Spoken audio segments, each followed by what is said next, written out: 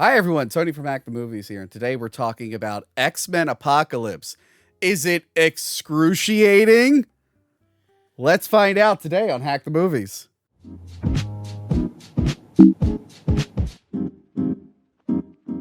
Hello, Kevin. Hello, Tony. Welcome back. It's good to be back. It's good to talk about X-Men movies again. I like X-Men movies. I had to take a break on X-Men. We went really hard last year leading up to Deadpool 3. And then I did like a post where I was like, all right, guys, I'm going to take a break on X-Men. They're like, screw you, man. You got to finish it. I'm like, I will. Can I get a break? I just did like all of them. Oh, yeah. So we're back with X-Men. Last time I had you on to talk about X-Men, we did like arguably the best X-Men movie, X2, X-Men United. Now we're talking about X-Men Apocalypse. How the mighty have fallen. Yeah, although I don't hate it as much as some people do. No, it's not terrible. It's not great. I can see what they were trying to do. I think I enjoyed it more the first time I watched it than rewatching it. I did have fun with it the first time I watched it. Because there's no surprises, and you've seen the stuff that's new to see, and so it takes a little some of it out of it. But yeah, let me think. They greenlit this before Days of Future Past came out. Okay. I don't know if Bryan Singer was always going to direct it, but they got him to come back and direct it. And he had all won us back at that point. Mm-hmm. We didn't know about the allegations really, or they were just starting. So his reputation had been tainted at that point. So we were like all on board. And he did such a good job with the original. Yeah, and Days of Future Past. That's the best thing. He came back and he made it really good. Like First Class was good, but Days of Future Past was really good.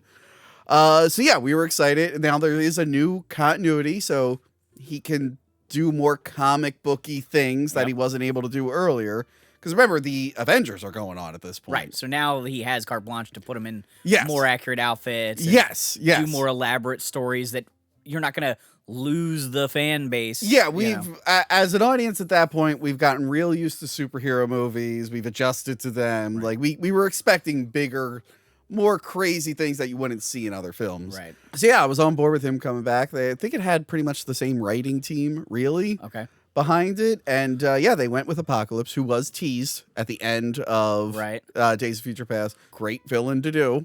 Probably like he's probably one of the biggest X-Men, bad guy. You know, Magneto's kind of right. Yeah. But like, that's the one he's always a more think of. Thanos level, like, yes. Like a big villain that's going to take a lot of people to defeat. Yes. And when he showed up in the cartoon, it was always a good time because it's like, oh, that's the big one you always have to worry about. And he always kept coming back at different time periods and stuff. And he's supposed to come back in X-Men 97 season 2. Did you watch X-Men 97? Yes. It was phenomenal. I loved it. But they fired the showrunner. Right. Now, both sides are kind of being like not really saying what really happened. Yeah, I think there's more to it than we know. Yeah, so maybe it was justified, maybe it wasn't. But the fact is, like, that guy is a super X-Men nerd. Yeah, he gets it. And I hate most of modern Marvel, so I X-Men 97 blindsided me. I'm like, I did not expect it to be this good and this accurate. I mean, there were a few things, but the original series also had a few. Yeah, they got to modify some stuff. Yeah, and I was like, this was way better than it had any right to be. I watched it like 3 times. I was so into it. I watched it as they dropped each week with my stepsons. Yes. And so little kids loved it. Yes. And I loved it. And my sons have seen like a couple seasons of the original X-Men cartoon, but it certainly wasn't like we watched everything and then started it. So I did. I think that also helped that I binged all of it. Even that awful last season with the bad animation. Yeah. I watched all of it. So I was like all in on it. But yeah, they're doing a season 2, but like, I don't trust the new writing team. And after what if anything he says is true, it seems like Marvel hated all the fan service stuff he was doing. But to make it accurate. People want. That is what people want. I love that they showed so many different suits for the X-Men that we didn't see. And they had a reason to do it. It wasn't just like, oh, it's a different episode and he's wearing a different outfit. Yeah. Like, the suits got messed up. They were in a ship. Like, they made it make sense. They told a good story. So I was so excited. But like, apparently, according to him, like the new showrunners, just mostly out of spite of just throwing out his whole outline for the future season. So I'm less excited for the new That's a bad idea. Yeah, it really Steal is. everything this guy left behind. Yeah. And follow it to a T. Yeah. Like, maybe he sucks in real life. I don't know, but he made a really good X-Men. If he's not there, at least use the outline, please. Right. But anyway, back to this movie. Disney does like to push out the ideas people and then Yeah. come up with their own ideas. Star Wars, anybody? Oh God, yeah. Oh, hopefully they can fix that brand. I can't with Star Wars. I can't. Whenever there's one last side. Whenever someone says like there's a new Star Wars thing that's great, I always hate it, and then 3 seasons later, everyone hates it, and I'm like, I'm ahead of the curve. Ahead of the curve. Mandalorian, everyone's like, Tony, you're an idiot. Season 3, he's playing tennis with Lizzo, and I'm like, it turns out I was right the whole time. And then Andor, everyone kept praising Andor. I got 1 episode in, and I went, I can't with the snooze fest. For the new season? No, the first season. Oh, Andor, I think, kind of builds, though. Maybe, but I don't like that character from Rogue One, so I'm like, I have too many things to watch. I can't, if I'm not grabbed right away. You know what's funny? Ahsoka, the first episode, I really liked. Never watched the other ones, and that was the one I really liked. And I'm like, I just don't have time. It didn't grab me that much. Yeah. So yeah, hopefully that can get fixed. And hopefully X-Men will get fixed one day. That would be swell. Because we're kind of in limbo right now. Well, now they're all coming back. They're going to bring them all back. They're all, I can't wait to see all our... Is that a good idea or a bad idea? Like, it was fun to see all of the Spider-Men in what was that? Was that the Multiverse of Madness or something? No, that was No Way Home. No, not Far From Home. No Way Home. Can we come home? Yeah, it was fun to see all them, but does that help the story, or does it just become like a one-time? Well, it's it fun is to really. watch it and nobody wants to see. Well, that's it again. the thing with. I always talk about multiverse because now multiverses have a stigma, right? And I brought this up, and it's like, no, multiverses are good. Before that, it was timelines. Before that, it was dimensions. No, these are good. It's just lately they've been used as reasons for cameos, Right, and I'm like, right. no. I mean, that's fun once in a while, sure. But it's more interesting to be like, hey, in this universe, you actually turned out this way, and in this universe, this acts differently, and you can't do this. But now it's just like, look, it's that old guy from the 80s in the suit again. It's like, that's embarrassing. Can we not?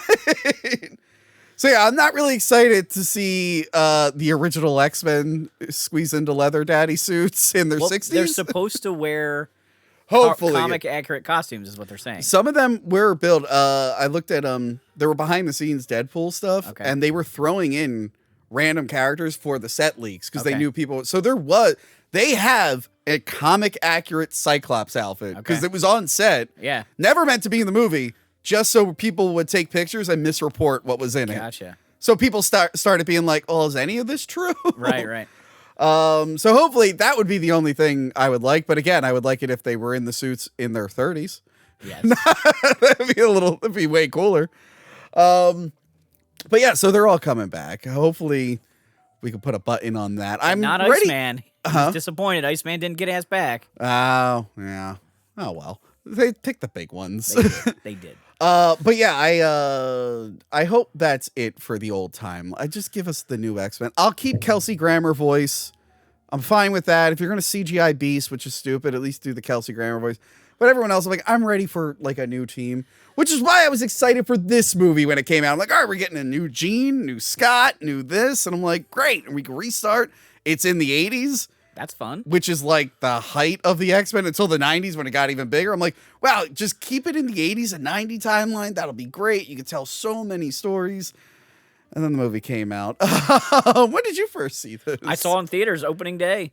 Yeah, man. I forget X-Men movies I day. try to see right away. I think the only one I didn't see right away was New Mutants, but it was like COVID time. So I just waited till it hit. Fun fact, New Mutants, that was like the first movie that went to theaters during that, and me and the ex were like, we gotta get out of the fucking house and see this. Also, I wanted to see it because I heard it was a shit show, but we'll get there one day. Yeah, the only one I never saw in theaters was 2, ironically. Yeah. I didn't see 1 in theaters. Yeah. I saw that on VHS, but everyone after that. Yeah. I was pumped for this. It didn't look great, but I was like, I'm sure it'll be fine. Yeah, I'm excited for it. When the marketing was coming out, I was like looking at the Horsemen in their suits. I'm like, wow, colorful suits. Yeah. I wonder what the X-Men will look like. And then they showed the black, and they're kind of yellow, but not enough to show up on film. Yeah, they at the end of The first one, the what was the first one in this timeline? The First Class. First Class. They show them yellow and not blue. really totally accurate, but like Close comic enough. booky, Very inspired. very by it. inspired, right? And then they like totally went away from that. Well, Days of Future Past, the future X-Men have colors, and like they're wearing black, but then like There's some Sunspot has color. his actual logo Yes. on it. They add color to a little everything. bit, right? But it's just funny Yeah. that they sort of tease that we're gonna move that direction. Yeah, and then this one, they don't really. and when you look, there is yellow trim to it, and it's just so decent. I'm like, so they show that picture of all the X-Men in the black suits. I'm like, oh, we're doing this again? Yeah. I'm like, thought we kind of moved away from this. And then this pissed me off. Like right before it came out, they started showing pictures of the comic accurate suits, and when we get to the end of the movie, I'll rant about that. But it got me excited, Kevin. Yes, that's what it was for. Make Yes. you want to pay for a ticket. Yes, and the big thing was Apocalypse, starring Oscar Isaac, who was still up and coming at this point. Had he been in Star Wars? He was about to be We in knew he was in Star Star Wars. Yes, this was like he had already either been in Star Wars or he was about to be in Star Wars. But he had been in Ex Machina, which was really good. That sci-fi movie. That movie's really good. He had been in things before too. I Right. think he was in Zack Snyder's what's that stupid Sucker Punch movie? I think he was in yeah. that. But this is definitely like that big explosion of Oscar Isaac. right. So yeah, they cast a good guy to play him. And then they started releasing pictures of him. That one, the Entertainment Weekly one with him, Storm, and Psylocke. Okay, he looks purple in that picture. Turns out that was lighting. He wasn't actually purple, but people were photoshopping him to make him look more purple. And he does look like Ivan Ooze. Yes. That was my favorite thing about the whole marketing thing. Was Yeah. everybody turning it into Ivan Ooze. I remember when I saw Apocalypse, I'm like, well, one, he looks, this might shock people, but he looks more accurate than I was expecting from these movies. I'm like, you know what? I'm actually shocked they gave him the lips, to be honest. I feel like he needed lifts or something to make him seem a little bigger. Well, like that's bulkier. that's the problem with the design. Okay, well, one, he has tubes, but they're not the big dangly tubes. And it's like, no. Give us the big dangly tubes. Two, he is not that big, but at the time when I said this, I'm like, oh, but that's okay. Apocalypse changes size, and I'm sure he'll do that in the movie. He does, so- but So I was less excited going into this film, but I still gave it a shot because I wanted to support the X-Men. I liked them. And yeah, let's get into this bad boy. all right, here we go.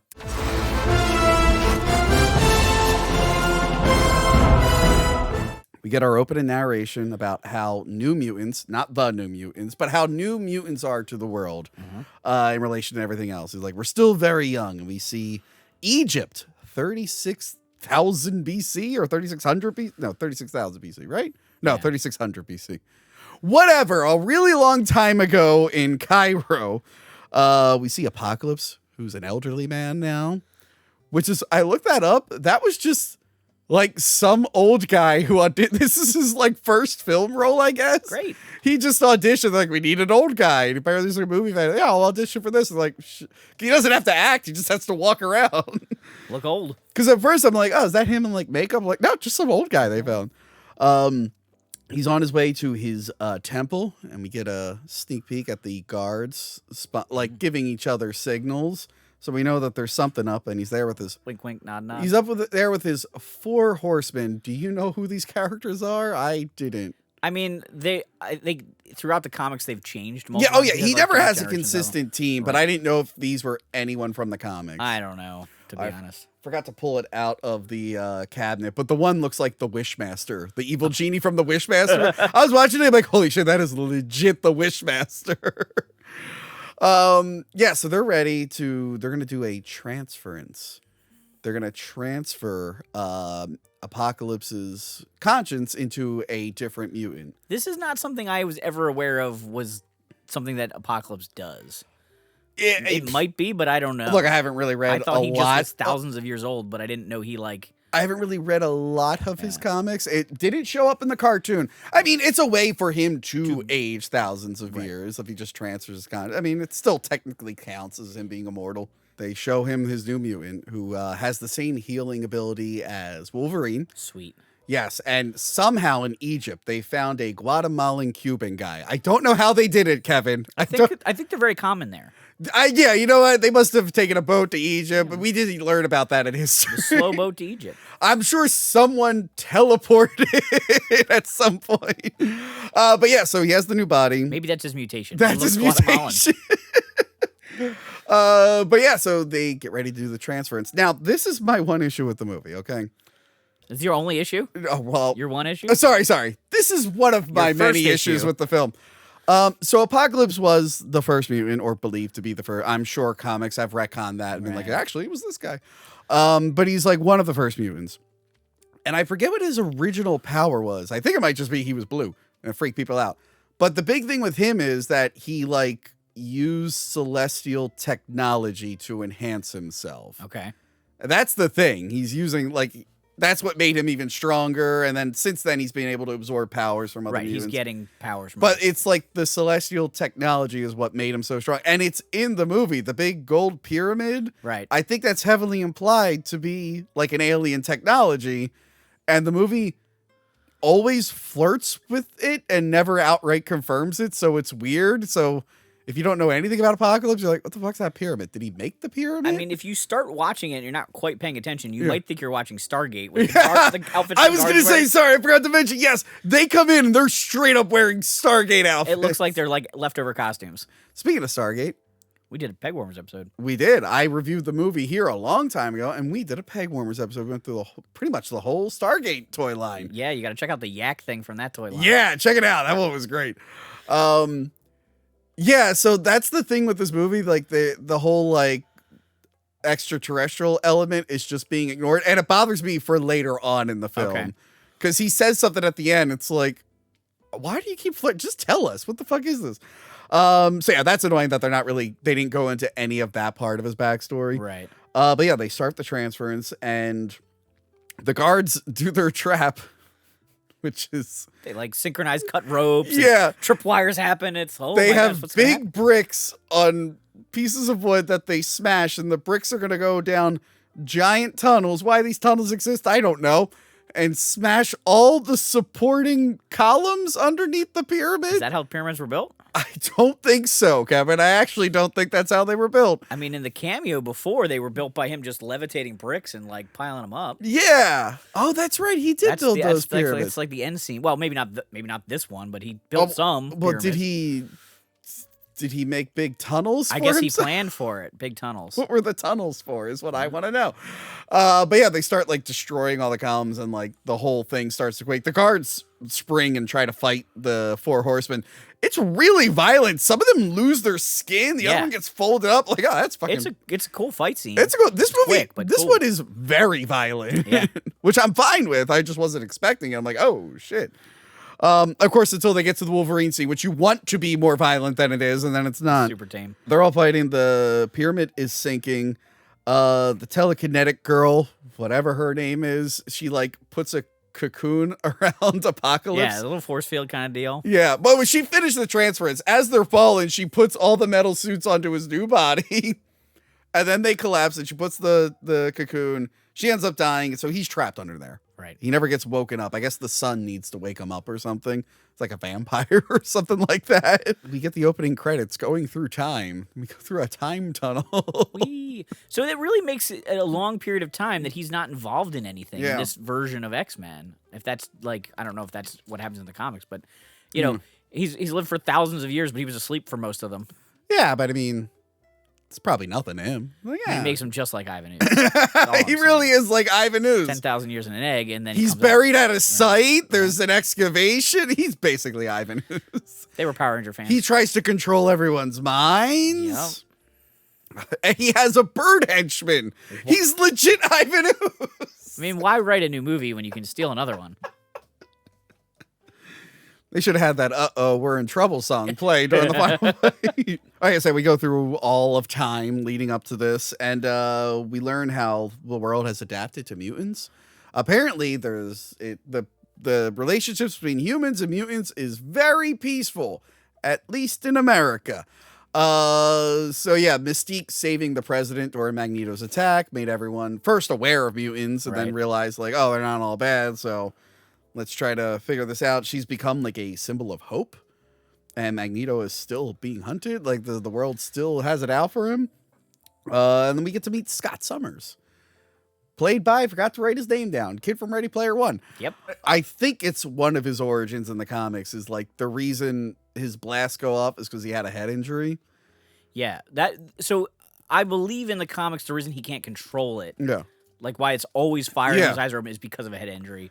But I don't think that was like, I think like in the beginning he didn't know how to control it, Yeah. but he could like turn it off and still have his eyes open. Yeah. But then he got this head injury, and then it just was always Yeah. firing. And I like the head injury thing because, like, if you think about it, I'm like, what kind of mutant evolution? That sucks. Why would that be beneficial to anyone? Right. Just a concussive blast constantly going Yeah, out of my just face. constantly shooting blasts. Everything I look at just gets blown up. Yeah. So I like the head injury thing because it makes a little bit more sense. But here they forego it. He's just in high school. The bully thinks he looked at his girlfriend. Yeah. And now he wants to like murder him.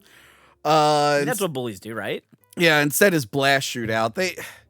The later movies, it's not as bad as X-Men Origins Wolverine, where it was legit heat vision. I'm like, that's not what his eyes do. It's not heat vision. It's just not real consistent in this movie because he kind of like crushes the door into the guy in the bathroom, but later on in the movie, he does something totally different to something. I don't want to jump ahead. Yeah, it is a concussive blast, but they add heat to it. Yeah, which it's just a blast. I guess there can be some heat to it. At least again, it's not as bad as X-Men Origins where it was just Superman's heat vision. There's some friction. Yeah, that's fine. I just didn't like when it was straight up heat vision. I'm like, that's not how that works. So yeah, he's a mutant now. Sweet. Sucks for him. Then we see Mystique in Berlin, and we see the end of a fight between Angel and Blob. We didn't get to see the Blob, comic accurate Blob, by the way. No. And in this timeline, Angel was born a decade earlier than X-Men 3. And this is where it all gets so sloppy because it's like, is it a reboot? Is it the prequels? Because it always seemed like it was supposed to be a prequel. Well, no, especially the once first they one tied it all together. The first one kind of played that it was a prequel, but there were a lot of inconsistencies. Yeah. And then I think Days of Future Past retconned it where it's like, sort of oh, a this is different now dimension. a reboot. We've erased that timeline. Yeah. Even though, you could see Storm in First Class with her white hair, and I think you can see Scott, who technically wouldn't have been born. It's all over the place. It's all over the place. Here's how you fix it. And I mentioned this in a different episode. Deadpool got time travel in Deadpool 2. Yes. And I think he had too much fun, and that explains all the continuity issue. Whenever you see a continuity issue in the Fox X-Men movies, just assume Deadpool did something. So each movie is its own contained universe that carries over stuff and goes into the other entries. That's my justification. Otherwise, that makes sense. It doesn't make any goddamn sense. And now Angel has, like, talons on his wings, like big claws. Yeah, it's a little odd. I don't remember Not him very having that. angelic. Yes. I mean, by the way, I hate Angel. I just never liked Angel. It's like, all right, you got bird wings. Like, relax. But they made him like a real douchebag in this one. They did, which is odd because he starts out as a hero. Yeah, he's one of the original X-Men. I know he does turn into Archangel. At least after watching the cartoon, my knowledge of him is he's a good guy. He gets corrupted. I mean, he's also in a relationship with Moira, but that's thrown out. Or is that Banshee? I think that's Banshee. Damn it. I mixed those two up. The two X-Men I like the least, I mixed up. But yeah, they throw in Nightcrawler, which was nice to see Nightcrawler again. Obviously, it wasn't Alan Cumming, but Alan Cumming is coming back. And he's going to be in a movie with Tom Hiddleston's Loki. And Alan Cumming played Loki in Son of the Mask. Oh. It's all connected here. But no, I forget this kid's name. I think he was the kid from Hugo, I believe. Okay. I might be totally... He looked good. I totally off about that. But yes, he looks great. He has the carvings and everything. He's acting like Nightcrawler. I like that he's like afraid to fight because it's not like his thing. And they established this early on that like electricity fields can dampen the teleporter's power. Right. Which actually really comes into play later on in a really clever way. Yeah, and it's nice that they set that up. And yes, make it comes up a few times. So when it finally, as dumb as the finale is, when it did happen, I'm like, oh, at least that payoff worked. But yeah, he gets to do a fight with Angel. It's a fun fight. But we learned like if they don't fight, they'll both be killed. Right. But yeah, he wins and he like burns Angel's wing.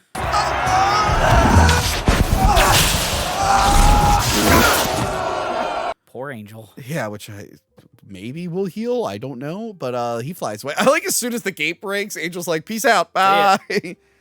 And that's the thing. Mystique doesn't want to turn into her blue form ever. And I mean, I get it. It doesn't make sense to do it here. Right. Not in this scene. Yeah. But throughout the movie, skipping ahead a little bit, they do this thing where they're like, yeah, I don't want to be that because it didn't turn out the way I wanted. It's like in real life, Jennifer Lawrence just hated the makeup. Yeah. I don't blame her for that, but like you took the role. You knew what they wanted because they kept that design, even though this was a reboot. Yeah. Anyway, but it was so stupid. And this part really bothered me because they released this as a clip. And I think they put it in the trailer, and it was very misleading because we all know the comic story between Nightcrawler and Mystique. And they showed a character that could have been his dad in First Class. Yep. So there's a part where he like saves her. She saves him. She turns all the power off. That gets him out of there. And then he goes, "You're her." And it's like, oh my God. He recognizes it as his No, it's just like, you're Mystique. I saw you on the news. And like, she's just the most famous mutant in the world. So yes. She gets recognized. But then like the whole movie, I'm like, are they, because I agree. Didn't have time to do it in the next two. Yeah. But you're doing it again. It's like, all right, are we going to hint at it at all? Nothing. It might have been too much though, because they have Quicksilver in this movie and they're hinting at his I mean, that could have been a way to connect Eric and Mystique a little bit better. But yeah, it was just weird that they flirted with it a second time, and both times they didn't commit to it. It's like, oh, come on. So yeah, she saves him. They got to get out of there. Meanwhile, Magneto is in Poland. Yeah. He's working in a steel mill. I like this part. Yeah. This is maybe one of the best story segments. It really doesn't match the rest of the movie. No, but it's really good. It's really well done. It reminds me, did you end up seeing Thor 4, Love and Thunder? Yes. It reminds me of all the Christian Bale scenes, which are like, feel like they're in a completely different movie. Yeah. Everything in Poland with Magneto until Apocalypse shows up feels like it's in a completely different movie. But yeah, he's got a job. He's got a new name, Henrik. He has a family now. That's nice. By the way, no one has aged in 20 years. I just want to point that out. Absolutely no one has aged. I mean, that's pretty comic accurate. It's kind of amazing nobody recognizes him. Yeah, that is pretty funny. I mean, he hasn't really done much to like... I guess when he's not wearing the helmet. People only recognize the helmet, I guess. He's got a beard and he's not wearing the helmet. Yeah, I think he should have had like a bushier beard, though, or longer hair. Like something that made him seem a little bit different. Just a little bit, but I don't know. I can't make fun of it. When we were doing all the Godzilla stuff, I didn't realize that the actor from the first movie had been in like 3 other movies until he wore an eye patch again in a later film. Okay. And I was like, oh, wow, they brought the guy who played Dr. Serizawa back for this one. I just think that if somebody at McDonald's can recognize Luigi, somebody in Poland can recognize Magneto. I mean... You know what? He just hasn't been in the news. Like, Magneto hadn't been in the news lately. You know what? If it was like a month after the DC laid thing, low, real low, and then showed up in Poland. If your face isn't out there all the time, people are going to forget. They're not going to run. We've moved on to a different news cycle. Okay. He got caught because it was in the very current news cycle. That was a good one. That was a good one. And for YouTube's sake, Luigi from Mario is what we're talking about. Obviously, they found that Happy Meal at McDonald's. Yes. So yeah, his daughter has the power to communicate with animals or control them. That's cool. Yeah, that's pretty cool. I don't know what I would say to an animal. I don't think I could ever have a conversation with them. I mean, I talk to my dog, but I just tell him that he's a good boy. I mean, I talk to the cat. Actually talk to him? I yell at the cat all the time. We don't really converse. I go, shut up. But yeah, I don't know if I would want to talk to a deer in the woods. Like, what did you do today? And they'll be like, I don't know. My brother got hit by a car and ate some berries. I'm like, that's cool. The next day, same thing happened. Okay. And then we see Alex Havoc, who only had a cameo in the last film. Yeah, pretty small role. Yeah, he's back because, he's Cyclops' older brother. He's there with his parents. The dad is not a spaceman like the comics and cartoon. They're not doing that storyline. Right. Maybe their dad's out there in space doing space stuff, but not this dad. I wonder if that space dad character is like their biological dad, but they were raised by somebody else, or there's the movie we need. Yeah, the Young Years, the Summers Brothers, the Young Cyclops' Years. space dad. That's just name the movie Cyclops' space dad. Maybe it's too much like Star-Lord.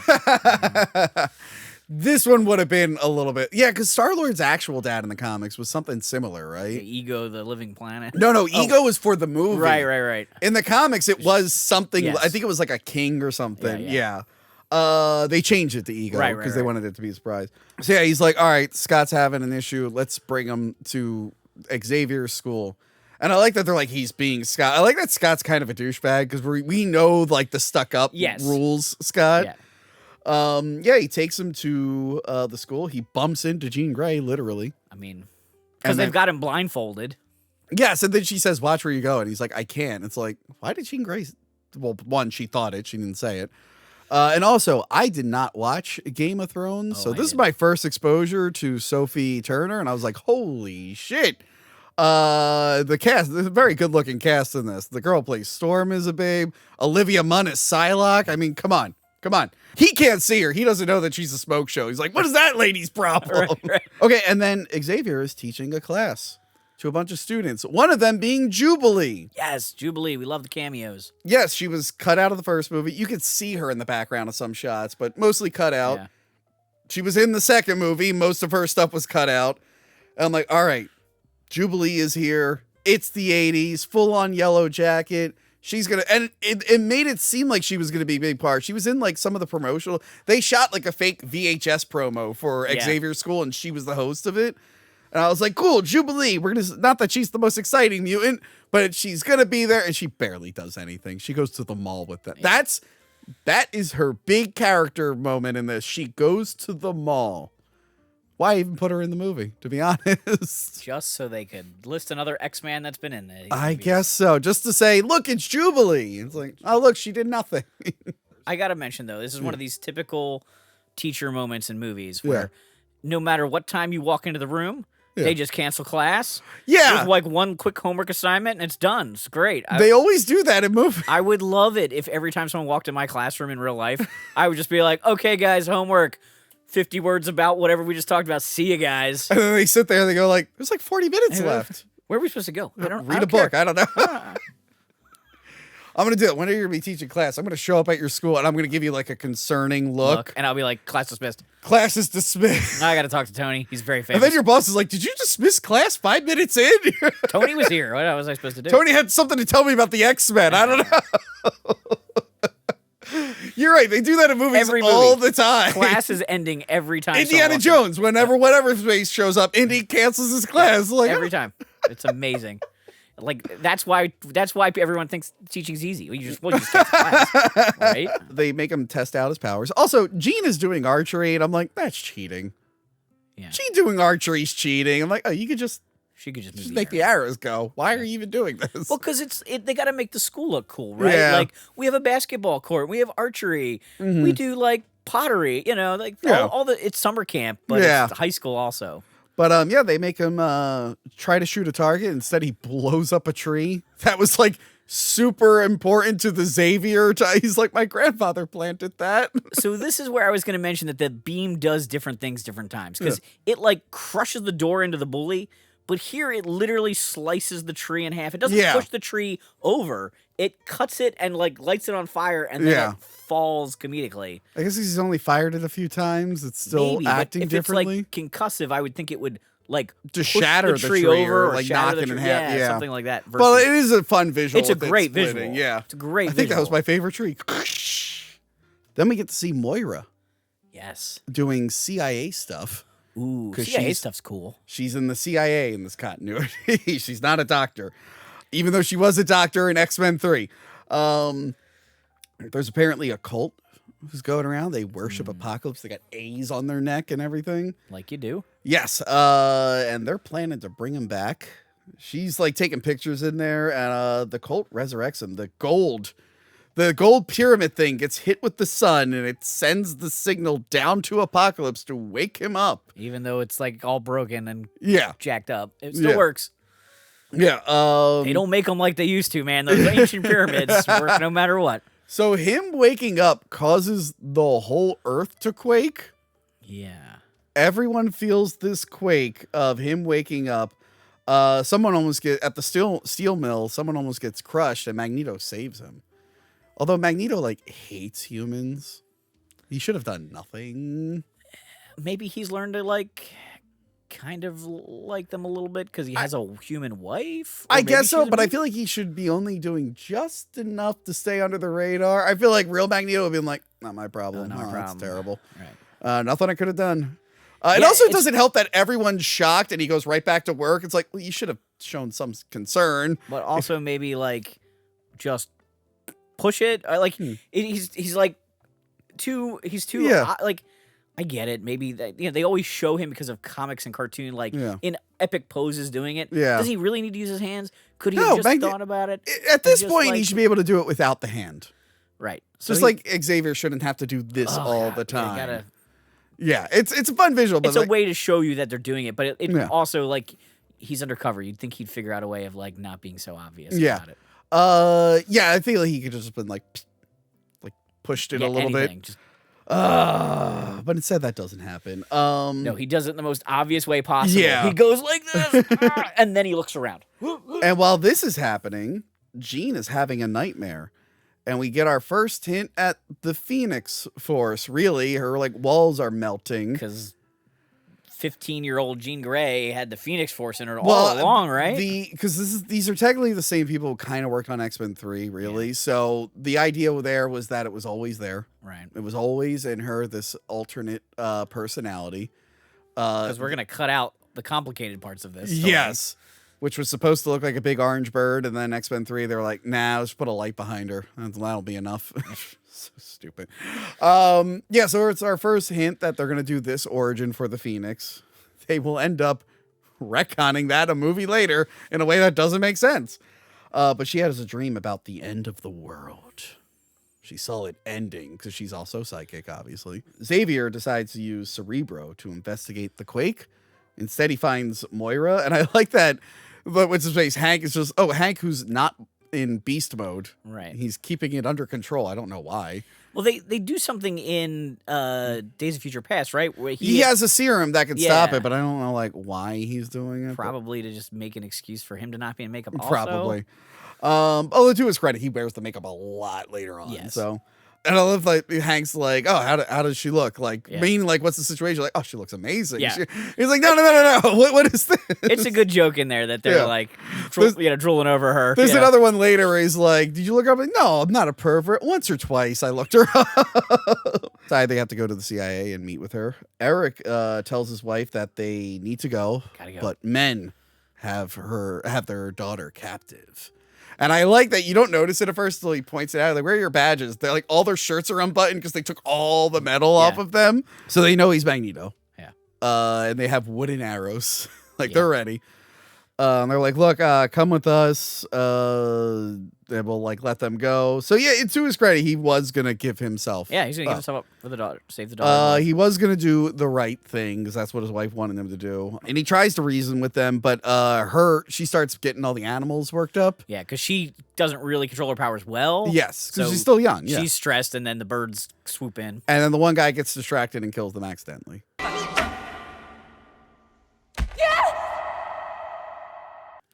The luckiest shot in the world went in both of them. Right through both of them. Hit them all in the major organs at the same time.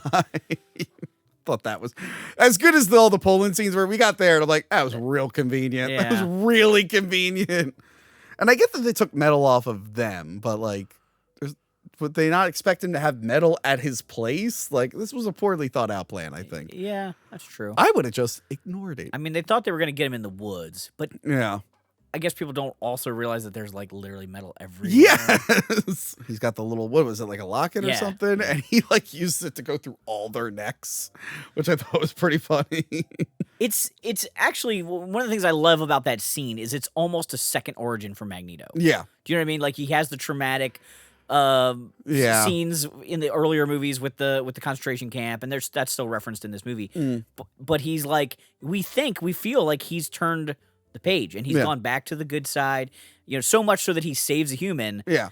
And then the humans cross him, and he's traumatic origin again. Kills everybody. And then he'll be fine until Mystique dies. Then he'll have another traumatic origin. Well, he'll come out of retirement again. We got to just keep going back. Then we cut to Apocalypse walking around, not blending in at all. No, not blending. It's just like, oh, is that the Wishmaster? What's going on here? And we get to see Storm, played by Alexander Shipp, with the mohawk, which is what she was rocking in the 80s, I think. Right. That was like around the time she lost her powers. And then her and Scott like fought for leadership of the X-Men. So it was cool that they did the mohawk. Not white hair yet. I'll complain about it in a second.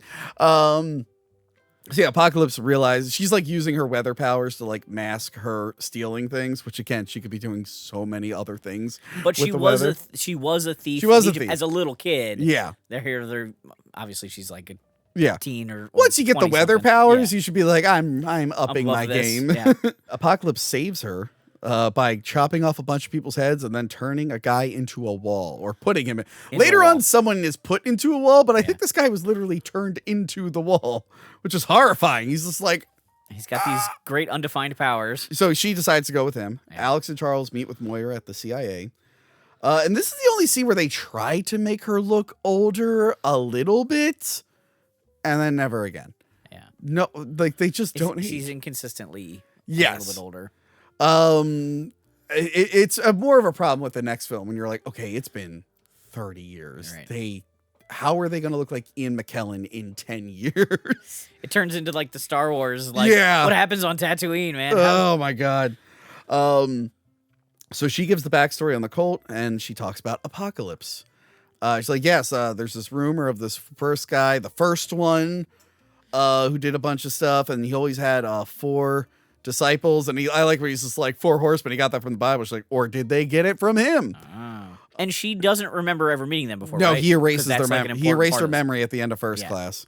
He Superman 2'd her. Yes. He theatrical cut Superman 2'd her. He did not director's cut Superman 2 her. And then we learned that Storm admires Mystique. That's her hero. She seems to be everybody's hero. Like pretty anybody much, that's a mutant is like looking up to her. Yeah. Which is kind of an interesting. And then Apocalypse uses his technopathy.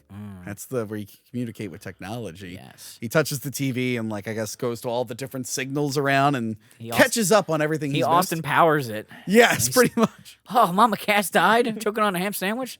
He's going through the TV. He's like, I can't believe Liberace was gay. No one saw that coming. I didn't get that joke as a kid, and then I got older. Like, that's really.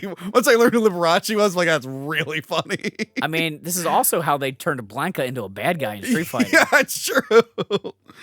So he learns, and he is not happy.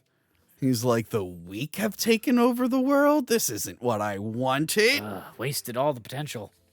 Wasted potential. Because that's the thing, like, Apocalypse, or at least in the cartoon, he is so like godlike. He doesn't even, because mutants weren't really a thing for him. Right. Like they were around, but like he pictures him as something bigger. Like he doesn't really identify with mutants at all. Because he doesn't really deal with the same kind of play. He's not trying to fit in. Yeah. He looks like a freak and but he has the power to back it up. Right, and I looked into his backstory. He was like taken in by a tribe that like really were all about like the strong, survival of the strongest and everything. So that was like inbred in him like as a younger kid.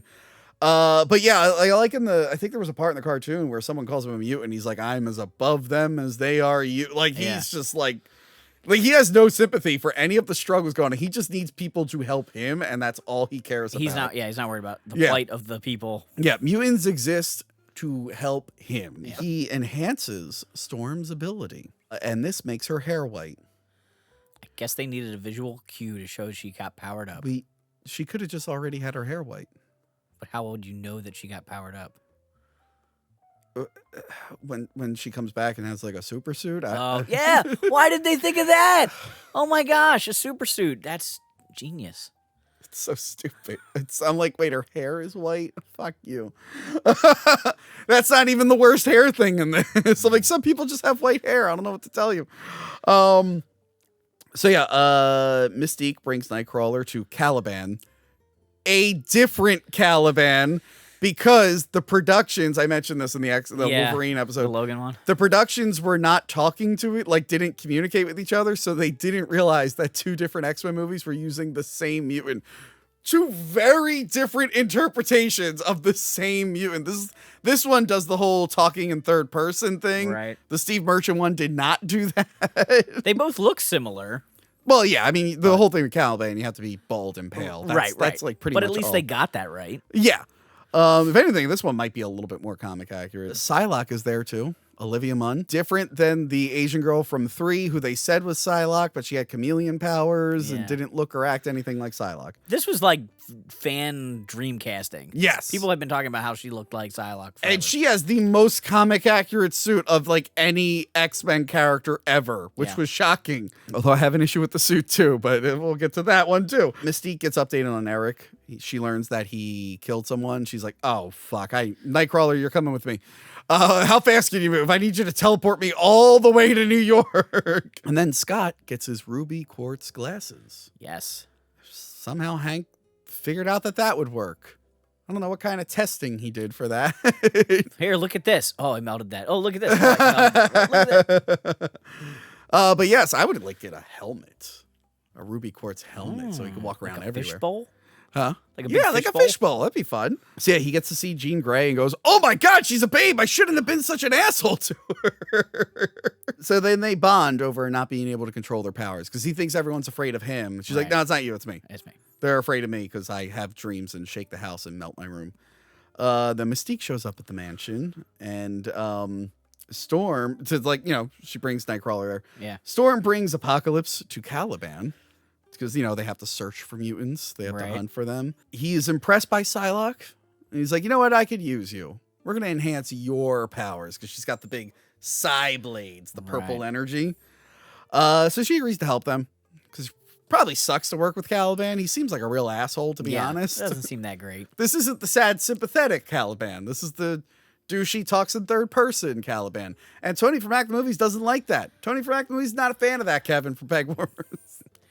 And if a guy dressed like Ivan Ooze shows up, you go, well, I gotta go with him. You're like, I'm gonna go with him. I'm gonna go with him. So Nightcrawler gets a tour of the mansion, and then he goes on a trip with Scott, Jubilee, and Jean. Because he's not gonna draw any attention. Again, America is fine with mutants. Oh, right. Mostly. Okay. Mostly. Yeah, they're pretty cool. Yes. And then Apocalypse. I have it here. Apocalypse goes to meet Angel. Why? He sucks. There are stronger mutants.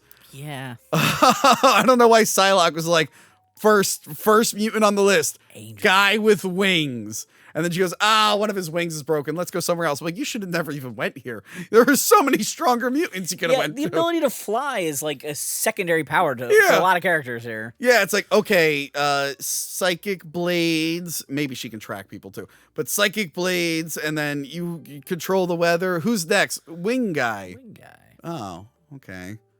They're like, but this girl, the weather girl, can fly. So in the comics, though, like the set of the 4 Horsemen that Archangel's part of is much tamer. Yeah. So he does seem like decent compared to them because they are not like Omega level mutants like Storm and Magneto really are. Yeah, they were calling them like war, pestilence, famine. Right, right. He gave them all those names, but like they were more normal or tame mutants. Like Magneto's Brotherhood of Evil Mutants. Like Magneto's the most powerful one in that group. Mm-hmm. And that's kind of the way Apocalypse and his 4 Horsemen are. Like the Horsemen are not nearly as strong as he is. Yeah. But like Storm is a pretty powerful mutant, and so is Magneto. Like, they're always undermining Storm. It's like she could really solve a lot of these problems. Yeah. No, don't worry. He's fine. I'll fix him because he can enhance mutants. Right. So he makes his wings metal. He's now Archangel. Yeah, metal. He got the most drastic transformation of any of them. Yeah. Gets tattoos later on. Ooh. What, did Psylocke already have this suit, or did he make her the Psylocke suit? That's what I want to know. I think he made it the Psylocke. He was like, look at this babe. You would look good in this. So yeah, Archangel, he can throw his blades, which is something he can do in the comic. I was just watching the cartoon where he does it. Then there's a new Blackbird. Hank built a new X-Jet. I don't love this one. Well, that's okay, because we don't see much of it. Yeah, they get a different jet later in the movie. Yeah. Oh, yeah. Okay. Well, maybe I'm thinking of the second You're jet thinking then. of the later one, which wasn't an X-Jet. Yeah, I guess they repurpose it later on. Okay. But no, he built a new Blackbird because he thought there would be a new X-Men team, but it never happened after the 70s because they decided to be an actual school. And Hank is still jealous of Eric. Well, because she loves, the girl he likes is in love with another guy. That's a bad position to be in. Yep. Speaking of Eric, he's ready to kill everyone at the steel mill. He's like, hi, everyone. Who called the police? Snitches get stitches, boys and girls. He's like, I'm going to kill all of you. And then, again, a really powerful moment. And then Apocalypse shows up and he goes, who the fuck are you? It's like, okay, kind of undermined it. I do like when he's just like, don't stop me from killing this man. And then Apocalypse puts them all in the floor. Like, oh, that's messed up. So yeah, he's just like, hey, I know you have a lot of pain, buddy. Why don't you join my gang? Destroyed your revenge plot, so yes, you might as well come with me. You got to join my gang. I'll get you all the revenge you want, buddy. We'll take on the whole world. Now, as I said about Psylocke's outfit, I appreciate a comic accurate outfit. Love that it's very revealing. That's great. I don't think she should have been wearing it in the Auschwitz scene. I feel like that was a little inappropriate. I'm not a prude, Kevin. I just feel like maybe we didn't need the purple leotard in this scene. That's just me. All right. I'm like, maybe we could put a jacket on for this scene. It's cold. Let's put a jacket on. Because I'm sitting there, I'm like, that feels very disrespectful. I wouldn't have done this scene like this. Again, Apocalypse, he's a big, weird tube man. You can't really change that. But Psylocke, I'm like, this is very distracting. I don't like this. But yes, he takes him back to where he learned how to use his powers for the first time. And he wants Magneto to go full magnet god mode. He's like, you can reach into the earth and pull just like tiny mineral. You can manipulate fields and everything. He starts to like really use his power. He's pulling metal from the earth. Oh, Quicksilver is back. Quicksilver. And he knows Magneto is his dad now. Everybody likes Quicksilver. We had to bring him back after that last one. And he died in Avengers 2, the other Quicksilver. But yeah, that is a cool moment where like, Apocalypse is like chanting and everything and like rooting for Magneto to go with his full power. And from the ashes of their world, we'll build a better one. And then we see the kids at the mall and they walk out of Return of the Jedi. They mention what movie's the best, and then they go, we can all agree the third one is the worst. Now, that was a shot at The Last Stand. Yes. But as luck would have it, this is the third in the prequel trilogy, and it is also the worst. It's terrible. Not that bad, but it is the worst of the three. So it's funny. I'm like, oh, don't shit on the other movie when you're not that much better. Yeah. Mystique and Charles catch up and argue. He's like, the world's better now. And she's like, yeah, maybe here, not everywhere. She should be like in Berlin. They're putting them in fight clubs. Yeah. He is pretty narrow-minded. Even though he's connected to the whole world, he could check in on mutants and see what it's like for them. And he chooses not to. They use Cerebro to find Eric. Right. And apparently Hank's like, oh, they're like the new Cerebro. And Hank's like, I based the color on... It's like on her being blue. It's not even the right blue. You're also blue. You're also blue. Like, there's a lot of blue people in this universe. I'm like, shut up. Yeah. Like, not everything needs a stupid origin. Like, Storm's hair didn't need an origin. Why the Cerebro's blue didn't need an origin. It's hard to write an origin story without giving every detail an origin. I know. So Eric and Angel are getting their super suits. Yes. He's like making it for them because he can manipulate matter. Right. And they start communicating with Eric. Like, what are you doing? And Eric's like fighting with Charles. And then Apocalypse is like, wait a minute. He's talking to someone. And then Charles goes into Apocalypse's mind, which lets him in. Right. Like a vampire. He really is vampire-ish in this. And he's like, holy shit. He starts like, he goes into Charles's brain and then uses his technopathy to manipulate Cerebro. He's like, look at this. I can control everyone. And then he just brainwashes all of America's militaries, learns their strongest weapon, which is nukes, and he has them all launch them into the air. How'd they get them back down? Maybe they detonate them in space? That would be horrible. Are you kidding me? There's satellite. There would be a lot of problems with that. Well, there'd be less satellites in the 80s than there are now. That would be a big problem. Also, I mean, do you think he set them? By the way, was he planning on having them come back down? I don't know, but the state the world's in at the end of this movie, it should have been the literal apocalypse. Like, I don't know how they rebuilt from this. Yeah. All the cities are leveled, and there's literally nukes above the sky. And the next movie, they're like, hey, guys, it's the 90s, Nirvana. It's like, wait, what? Are we not all dead? But yeah, he goes on a whole rant, another speech. He shoots all the nukes up while the music, I forget what that composition's called, but it was also used in the movie Zardoz with Sean Connery, which I reviewed on Once Over with Kaylee. We get a Stan Lee cameo and his wife this time. Yes. Alex destroys Cerebro. He just starts shooting his energy everywhere to stop him from using it. But Apocalypse can teleport. So he shows up and he's just like, all right, I'm taking Charles. Bye. See ya. And Havoc tries to shoot him, but he ends up blowing up the Blackbird. And the whole mansion's about to explode. Luckily, Quicksilver happened to be there. And they had to try to one-up the last movie. And they didn't try to one-up it they didn't try to one-up it. They tried to 10-up it. Really, Yes, to be they honest. went overboard with it. Although I did like when the music starts, you see all the X-Men in the car just smiling frozen. But yeah, he runs into the mansion and he starts saving everyone, which is a fun scene. Yeah. It was more cool the first time, but this was fun. I like when he's picking up the dog and everything. Yeah, he's saving everyone. He does a pretty good job. Gets everyone out of there as it blows up. Except he didn't save Alex. He was too late to save Alex. Alex. He's like, I'm pretty sure I got everyone. He's like, nah, he was closest to the blast. He was in the basement. We forgot about him. Oops. And this makes Mystique go full blue because she was knocked unconscious. She's like, oh, wait, I'm blue now. And then she hides herself. And now she's like a celebrity there. Right. Scott is sad. His brother died. I probably would be too if my brother blew up. But before he can mourn all of them, Stryker shows up. And then I remembered the stupid ending of Days of Future Past where Stryker finds Wolverine, but then it's Mystique's eyes. Yeah. Which apparently they came up with that idea in post. Oh, really? Yeah. But I'm like, that doesn't make sense. And then they have to allude that there was some conflict between them, but they didn't think it out. So it's this weird holdover from the last movie. Right. And it's like, oh. Which is also a connection to X2. Which connects to X2 because they love Stryker. Yeah, I thought that was bizarre. I'm just like, what was the point of that? What did that end up amounting to? But yeah, he knocks all of them out. Mm-hmm. I like that Quicksilver's distracted, so he gets hit with the Sonic Blast. Except for Scott, Jean, and Nightcrawler. Okay. They're the only ones that didn't get hit by the blast. But he tells them to take Magneto, Beast, Moira, and Mystique. Okay. Or not Magneto.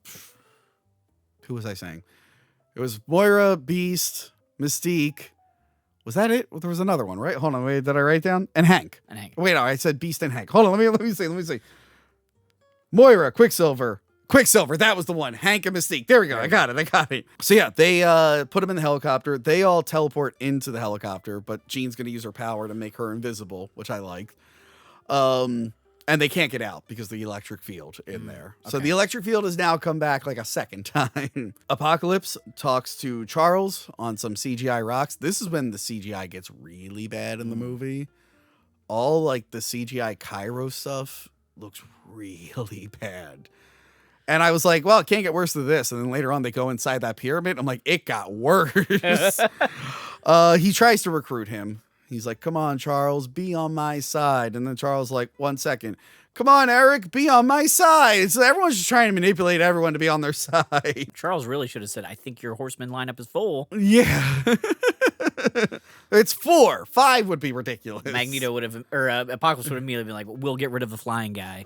Everyone wakes up. Hank is now beast mode. Yes. Because his medicine wore off. Stryker is hunting Xavier, who they think is responsible for all the nukes, which I mean, fair. Okay. They know he's psychic, and a psychic event just happened. Apocalypse tells Charles, because he's like, I don't have Cerebro. I can't do what you're asking me. He's like, you don't need a machine to amplify your powers. And again, Apocalypse was amplified by alien technology, so he's kind of a hypocrite. Although he is the bad guy, so I guess it's fine if he's a hypocrite. But he amplifies.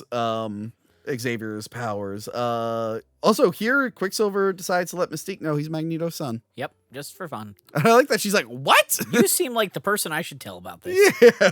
Xavier ends up talking to all people on Earth and delivers Apocalypse's message, which is basically like, I'm awesome.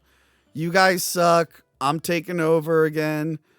And it's like the strong will take over. And then he like fucks up the message at the last minute. He's like, protect those who can't. And meanwhile, he's giving Jean a separate message. Like, hey, Jean, you got to do this. We're in Cairo, blah, blah, blah, blah, blah. Yeah, then Nightcrawler, Scott, and Jean enter a room that, of course, houses some kind of animal. Some kind of Wolverine. Oh, my goodness. You can't make an X-Men movie without Wolverine. Except that, well, I guess he was in first class, but like for a second. I guess, does that count? Does that count? Of course count? it does. Hugh Jackman's in it. Okay, well, New Mutants then. I guess that's the one. First one. That's why and that Deadpool 1 and 2. New Mutants and Deadpool 1 and 2. Deadpool 1 has like a picture of Hugh. He's not in the movie, though. It's a picture of him. And then there is reused footage in 2. See? Okay, New Mutants is the only one then. That's why that one failed. What about the Gifted TV show or the Legion TV show? Do those count? Well, they're not Fox movies. Okay. We'll let them slide. Bryan Singer directed the pilot of The Gifted, which I never watched, but I hear it's good. I watched some of Legion, but yeah, I heard Legion was actually good. It was interesting. It was a lot to try to follow. Yeah. And I was like watching it with my wife, who is not really a superhero person. I was like, this is too much. I heard they don't even mention Xavier, or they just not really. It's it. it's very tangentially. Yeah. Related. So they release him, and he goes full Weapon X mode. And we get to see him with the helmet. With the helmet and everything. Yeah.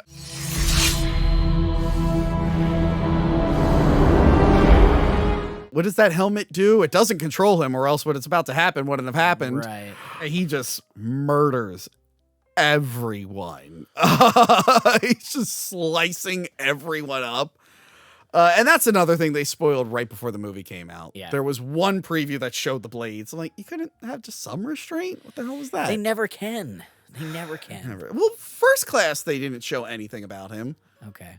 But because his scene was so short, and you probably couldn't put it in a trailer because he cursed. Yeah. But yeah, he's slicing and dicing everyone up. Again, it doesn't look as cool as we would like it to look. But now with Logan and Deadpool 3, we finally got that. The slicing and dicing that we wanted. So yeah, after he murders everyone, she gives him a little bit of his memory back that she could find. And then he awkwardly runs into the woods. I guess I'll go in the woods now. His weird bullet looks so funny. When they did cut back to the door, I thought they were going to show him running again, but they didn't. I'm like, what was that cut back to the door all about? Everyone's free now.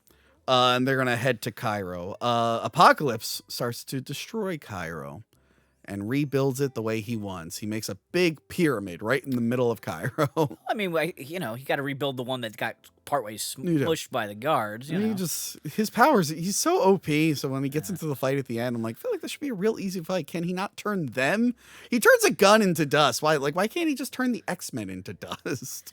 Yeah, I mean, that's where you end up getting like plot armor and everything like this, where like you make the bad guy seem really threatening, but then he doesn't really use it. It was annoying in like Guardians of the Galaxy where he had the Power Stone, which it's like if it touches the ground, it could destroy a planet. He's like, and then he's gonna shoot just a little blast to push you. It's like, wouldn't he just kill you?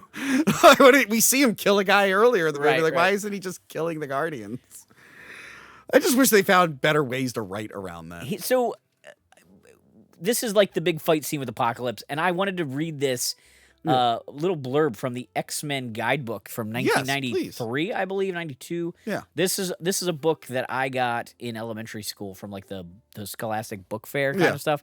And this is around the time the 92, when the X-Men toy line came out. Okay. And wave 1 of the X-Men toy line included Magneto, Apocalypse, and Juggernaut as the bad guys. Yeah. And Magneto is very self-explanatory. Juggernaut's pretty self-explanatory.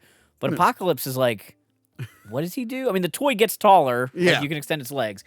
But this is what it tells you, and this is like basically the only thing I knew about him as a kid. Okay. Apocalypse, who can change his size to make himself either tiny or huge, shares Magneto's dream of evil mutant rule. The difference is that Apocalypse sees himself as the #1 evil mutant. Apocalypse believes that there will be an all-out war between mankind and mutants. Apocalypse has a very brutal method of preparing for war. He forces other mutants to fight each other. Then he takes the winners of these battles and adds to their powers. His goal is to create an unstoppable evil mutant army, mindlessly loyal to him. It's a goal that will take a long time to reach, but Apocalypse doesn't care. Unlike the other mutants, he's already over 10,000 years old. So maybe this is all the writers knew about him. Yeah. But I felt like this never defined what his powers were to me. That's not what his... I guess he just has so many powers. And the movie, he's got a lot, but they're also not well defined. Yeah, I think it's just they kept it vague. Where They're he just like, whatever will look cool, he can do that. Yeah, he just took powers from other mutants. He can make things dust. He can make things walls. He Yes. can Maybe he doesn't want to kill them. He wants to keep them all on the back burner so he can use them later. Maybe that's why he's not outright killing them. Maybe. That's the only thing I could think of. All right, yeah, so he's like building the pyramid and everything. The mutants find a different jet, which does look stupid. Right. Along with conveniently sized flight suits. They even have female ones for Mystique and Moira. How convenient. They all fit so well, too. Like, they're all tailored. So well. So stupid. I was like, come on. I did take a picture when this came out. They had a big theater stand. Yeah. And it was me in the middle with my Hulkamania shirt. And I like tweeted, I'm like, I look like I'm more from the 80s than these characters who were supposed to be in the 80s. Also, their flight suits are really tailored for them, but like most flight suits, when you see them, are kind of baggy. Yeah. Like they because they're all supposed to double as superhero suits. Yeah, it's kind of stupid. But yeah, he gets a Magneto new helmet. I actually like the Horseman suits. They're colorful. Yeah. They all kind of look like how they're supposed to look. They're in the right vein. They're not all perfect. They're not. This all is like the Psylocke. reddest I think Magneto has been since the end of First Class. I kind of wish they would have given him more of like the Magneto collar, though. He just kind of has this like elaborate trench coaty kind of thing. Yeah. Well, they went all on board with Apocalypse's big collar where he can barely move his head. So Mystique gives everyone a pep talk. It was like, come on, guys, we're going to be like the X-Men now. Don't be afraid of anything. We're going to do it to it. And then Magneto finally gets his magnetic force bubble that they've left out of all of it. They figured out a kind of realistic way to do it where he's got like all the minerals that kind of make the bubble. Around him. Which I thought was cool that they finally got around to do that. But yeah, he's ripping the metal from the bottom of the earth. He's causing a huge magnetic effect that they say will like level anything built after the Bronze Age. I mean, this is a question for when the movie's done. But like, there is no purpose in mining ever again because he's pulled all the ore out of the earth, and now it's just on the surface of the planet. Yeah. Like, who's collecting all that later? I have no idea. Does he put it all back? I don't know if he can do that. Mister, you were in a lot of trouble. You better put all this metal back where you found it. Put all that metal back right now. I do like that he's like a good guy again at the end. It's like, no, what he did just murdered billions of people. Maybe destabilized the foundation of every building in the entire planet. And then you see cities being leveled, and then they're like, he just really missed his daughter. It's like, that's not an excuse. So yeah, he's doing that. He's like shattering everything. I like that Apocalypse in his pyramid made a nice statue of him and his homies. Yeah. He made a nice statue of him sitting in a chair, and they're all like that. I'm like, come on. I mean, if you have unlimited power, you might as well. But yeah, the inside of the pyramid looks so bad. Like, it doesn't look like it's finished. Like, there's a lot of CGI in this movie, so I guess something had to like. I don't know, something because they were quite get still done. shooting with 3D. I don't know what. It just looked really bad. Which, like, the rest of the movie had looked fine up until this finale. And I'm like, like some of the fighting on the ground in Cairo looks okay. And the rest, I'm like, this just looks fake. This looks so fake. And it shouldn't by this time. At this point, they were still making money. This is like, what, the 6th one? It should look better. Yeah. He makes all his statues because he's cool. He wants Charles telepathy. He wants to go into Charles now, transfer himself into Charles. That way he can be inside everyone and be everyone. He's like the singularity. He wants to control everyone. I understand wanting to get Charles's powers, but choosing to go into the body of a guy that doesn't walk. Well, no, I think all his powers transfer over. Everything. So he has healing. Oh, so that it would would heal heal whatever. Charles. Yeah. Okay. Yeah. Okay. Yeah. Everything gets They transferred did think over. about all this, Yes. right? Okay. And he made sure to put that gold pyramid thing back at the top of the pyramid. So he can wake up this time. The X-Men show up. Somehow their jet doesn't get swept up in the magnetism. No, everything around them does, but Yeah. the jet's plastic. Oh, and did they use Trask's polymer from the previous movie? Maybe. Is it built out of whatever the Sentinels were built out of? Trask Industries jet. Quicksilver and Mystique, they head to Magneto. And the X-Men get ready to face the Horsemen. Angel and Nightcrawler have a rematch inside the pyramid, which again looks terrible. It looks so bad. Like, there are close-ups of the pyramid. Every time we cut to the inside of this pyramid, it looks worse and worse. Mystique tells Magneto, like, hey, you still have a family and people who care about you. And then Quicksilver chickens out. Yeah, so it just kind of implies that his family is the chosen family. But he's like, why are you here? He's like, I'm here for my family too. And Magneto's like, oh, the power of family. Maybe I shouldn't be doing all of this. But he's taking forever to make up his mind. Meanwhile, while he's doing this, millions of people's families are being wiped off the face of the earth. So here's a question. Talk about powers and how effective they are. Psylocke uses her laser whip to slice a wall. But then she puts it around Beast's neck and just doesn't cut his neck off.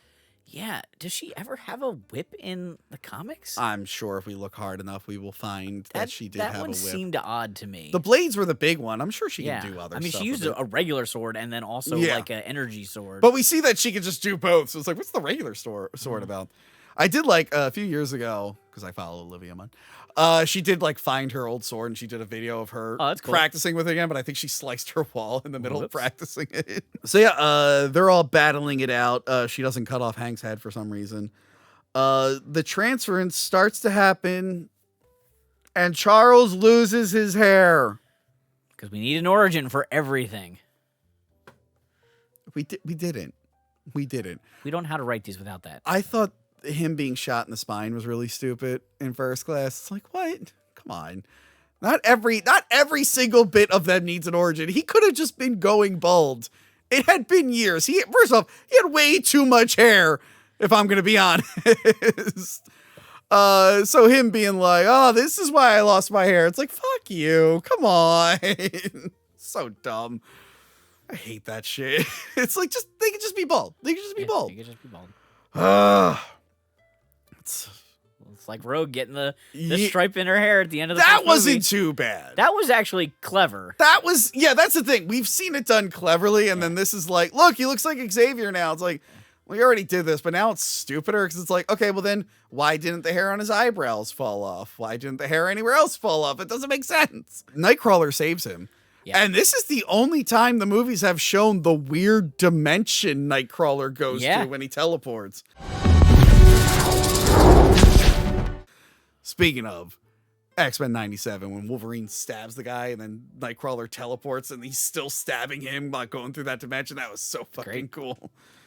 The only other time we really see that dimension, I think, is New Mutants, when What's-Her-Face can travel between them. Psylocke puts a hole in the jet. Nightcrawler is able to teleport everyone at once, and then the jet crashes and kills Oracle.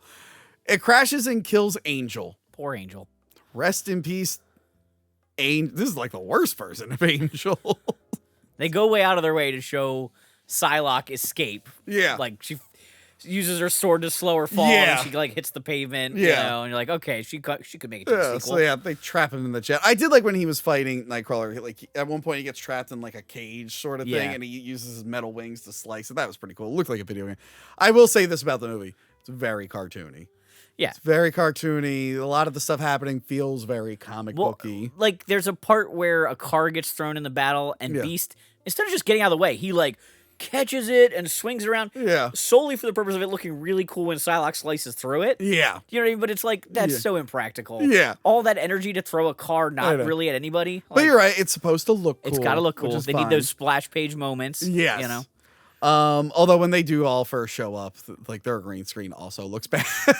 So Mystique and Quicksilver leave because they're like, all right, Magneto, make up your fucking mind. Goodbye. And then Quicksilver beats the shit out of Apocalypse. So Apocalypse has gotten up now. He's like, oh, you fucked this all up, but we're still connected. And he's looking for Charles. And then everything slows down and Quicksilver's just punching him and he's just flying around like a ragdoll, which I thought was fun. But, Apocalypse is smart. Like, it's more powerful. He's able to trap his foot and then breaks his legs. It's just brutal. Again, really violent. Yeah. Okay, then Mystique poses as Psylocke. And he's like, all right, kill Quicksilver. But then she instead slices his throat because it's not Psylocke, it's Mystique. And then Storm sees Apocalypse hurting her hero. Apocalypse goes to choke her. This was controversial. Did you know about this? Yes. When this came out, it was mostly... You can't prove violence towards women. Yes, but it's like, well, it's a superhero and supervillain. They're always like beating each other up on like the covers of things. Like, So look, Cyclops is shooting Storm right there. That's like a thing that they do. There were like, what was it, a few years before this, they were showing like Batman and Bane punching each other. But they, Rose McGowan came out, which this is when like everyone was on board with her, but I think she lost a lot of grace with a lot of people. She said it was a casual display of sexism. And I'm like, a blue mutant man fighting a blue superhero is a casual. How often does that happen? So when he grabs her though, this is like a thing that I noticed watching it. She was just Psylocke. Yeah. When he grabs her, she turns into Mystique in the black outfit. Yeah. And then the shot changes. And he's like holding her out sort of like an overhead shot and you can see her whole body and now she's just blue. Yeah. So did she never put on a jumpsuit and she just made herself look like she had a jumpsuit? I think she might have taken off the jumpsuit when they got off the plane to do the Psylocke thing. And so she didn't wear it to be Psylocke. Yeah. But then she put it back on in her shape-shifting form when she went back. Well, I think when she struggles, she just shapeshifts into anything. It's like a panic thing. Okay. It was just slightly odd that she went from Psylocke to Mystique in the suit. I just thought that was funny. They're like, well, casual sexism. I'm like, no, these are like blue mutant people fighting each other. That's not casual. That doesn't happen a lot. Yeah, and also like how you could. So we just can never have men and women fight in any kind of stuff ever. I mean, and I know they usually do pair up the girls against girls. Yeah, but that gets very cliche. Yeah, that gets cliche. I don't know. I thought the whole thing was overblown. It was so stupid. I think the biggest problem was that there was like a giant billboard of it. Yeah. And it was totally out of context, and it was just like you're selling a movie based on a guy choking a girl. I think that's really well, we know that's the hero and the villain. Right. It's like same thing with comics where like sometimes they'll show the hero in peril and it'll be like, how are they going to get out of that? Right. That's the idea behind it. I get it, but I think that's where the somebody just I will say it was like maybe not the best image. Someone drove by that was like, I'm very angry. That was the height of people caring about. Because I remember like 2005, there was like a Devil's Rejects banner. Okay. Which is them doing the Last Supper, but it's like corpses and everything. I don't remember hearing a peep about that. I'm like, I feel like that would be a real problem. Blasphemy.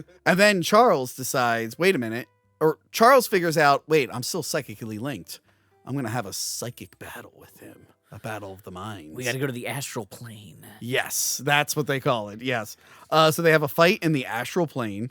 And then this is the only time we see Apocalypse get big. Right. And it was not actually him using his mutant powers, just him using his mind. And it's like, well, no, we wanted to see that physically. Yeah, that would have been cool for him to do during the fight. Physically see him bigger. Also, his arms should be bigger.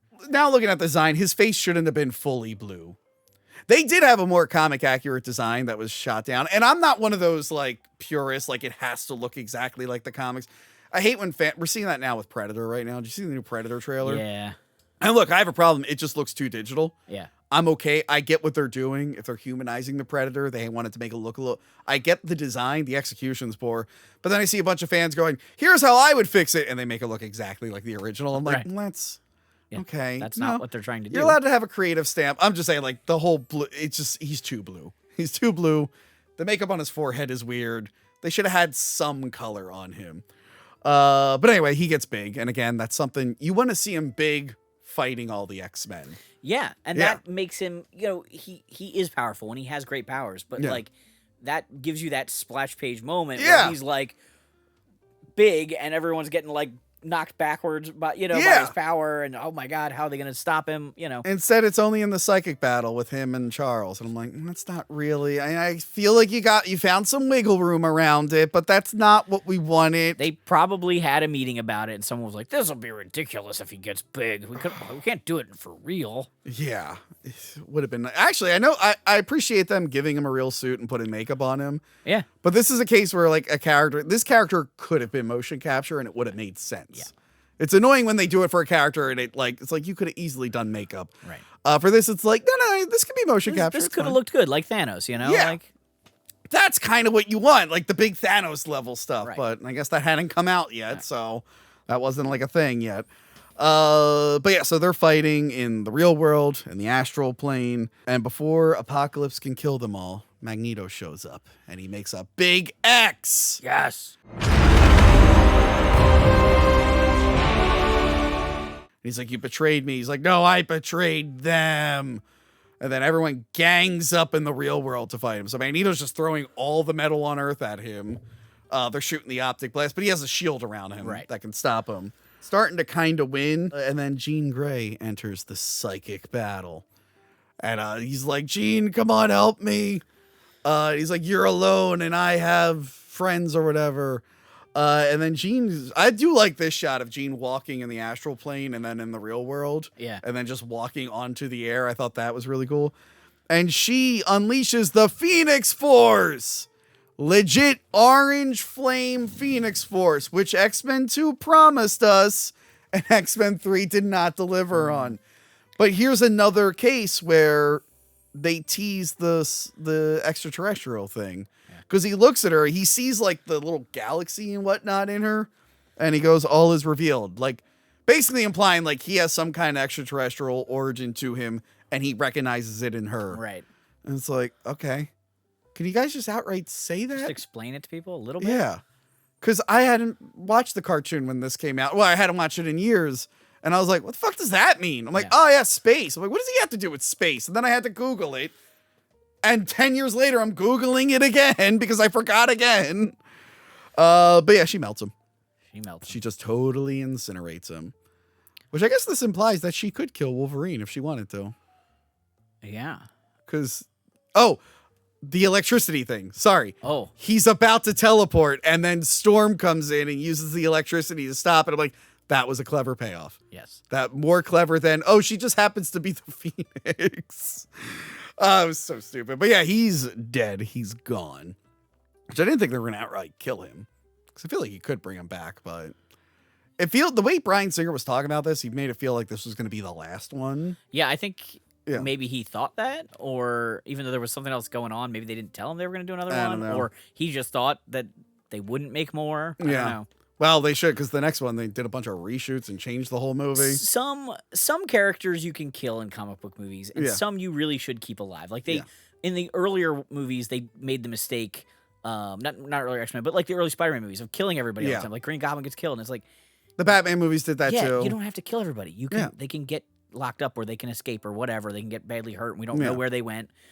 But somebody like Apocalypse, if you think you're never going to use them again, okay, maybe. Because it's hard to top this battle. Yeah. Like, you're probably not going to come back to this. But, like, I'm glad they don't kill Magneto because he's a good character. Yeah. And you don't want to kill all the henchmen. Yeah. Because you do. They were smart not killing Magneto. That was stupid. Right.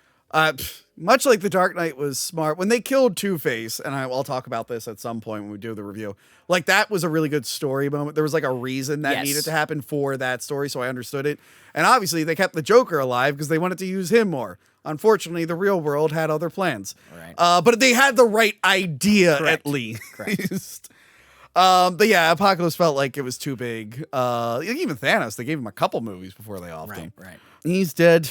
Psylocke leaves to come back in a later movie that never happened. Maybe she would have been in the Gambit movie. Oh, by the way, one of these magazines, it's the picture of the new Fantastic Four, X-Men Apocalypse cast, and the 2015 Fantastic Four, and Channing Tatum. I'm like, oh, this aged horribly. This aged so horribly. Eventually, Channing Tatum did come back, and he's coming back again. I'm excited for him. Yeah, I liked his comic accurate suit. That was fun. Jean saves Charles, and then Charles gives Moira her memories back, which she's happy about. I'd be horrified. I'd be like, oh my God, you just did, like, that's horrifying. That was like a huge violation of, like, everything. Instead, she's like, I remember kissing on the beach. But it was like all these really sweet moments. He only gave them that. Maybe he didn't give back the part where he wiped them. Yeah, maybe. She's just like, oh my gosh, I didn't realize we had done all these things. Well, no, he says I shouldn't have kept these from you. So I would have had a very different reaction to that. But yeah, then they rebuild the mansion. Storm and Quicksilver decide they're going to stay at the mansion. Charles and Eric, they quote the end of the first movie. What happens when blah, blah, blah, blah, blah. I feel pity for the man who comes here. And they leave. He's like, all right, I'm going to leave now. And then the X-Men hang out in the Danger Room in their comic accurate outfits that we'll never see again in this.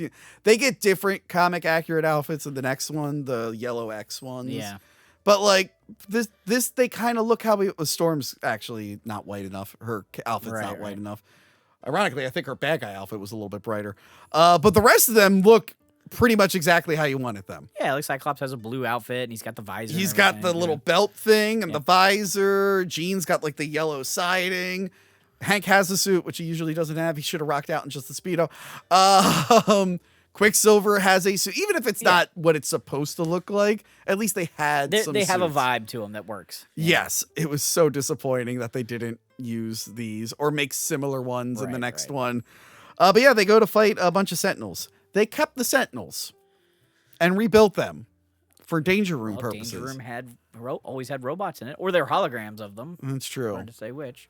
I thought that was funny. Oh yeah, Mystique has her white outfit on and like little skull thing. So yeah, it's a fun ending. Then we get a post-credit scene for the Essex Corps to set up Mr. Sinister, which they didn't follow through on. Logan didn't follow through on it. I think that was the idea. Yeah. New Mutants was supposed to tease Mr. Sinister and didn't. Was the place where they had X-23, was that part of Essex Corp? So it like sort of connected, It but was, not really? I think that was the idea, but then it became something else. Okay. And then the only time we ever hear Essex again is the conversion church from Deadpool 2. It was called like the Essex House. Right. That's it.